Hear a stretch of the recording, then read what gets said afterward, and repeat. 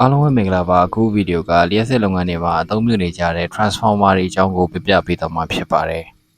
transformer မျိုးစားများစွာရှိတဲ့အထက်မှာမြန်မာနိုင်ငံမှာ power transformer, single phase transformer, three phase transformer, step down transformer, step up transformer တွေကိုအသုံးများကြပါတယ်မြန်မာနိုင်ငံမှာသတ်မှတ်ထားတဲ့ medium voltage ဖြစ်တဲ့11 kV တအားလိုင်းမှာ1000 kVA လောက်အားခံနိုင်တဲ့ transformer အထိအသုံးပြုနိုင်ပါတယ်11 kV တအားဝင်ရအထက် transmission line တွေကနေ1000 kVA လောက်အားအထက်ခံနိုင်တဲ့ transformer တွေကိုအသုံးပြုနိုင်ပါတယ် transformer nameplate တွေမှာတွေ့ရတတ်တဲ့11 kV, 0.4 kV ဆိုတာက11 kV upstream transmission line ကနေ line 1 line 2 line 3 cable 3ကြိုးကိုတအားထုတ်လွှတ်ပေးနေတာကို downstream ဖြစ်တဲ့ 0.4 kV or 400V ကိုရယူသုံးစွဲဖို့ရာ line 1 line 2 line 3အပြင် neutral ကိုပါအသုံးပြုရပါတယ်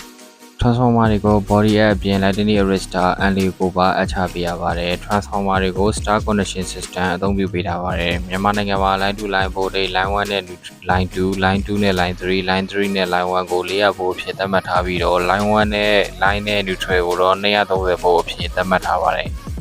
single phase system 230V ကိုအိမ်သုံး three phase system 400V ကိုစက်ရုံသုံးအဖြစ်မြန်မာနိုင်ငံမှာအသုံးပြုကြပါတယ်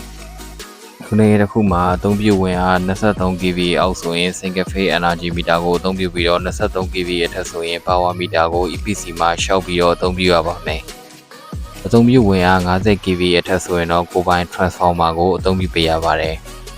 အသုံးပြုဝင်အား1000 kV အထက်ဆိုရင်တော့ EPC က11 kV transmission line ကိုအသုံးမပြုတော့ခိုင်းပဲနဲ့33 kV တအားလိုင်းကသာအသုံးပြုဖို့ခွင့်ပြုထားပါတယ်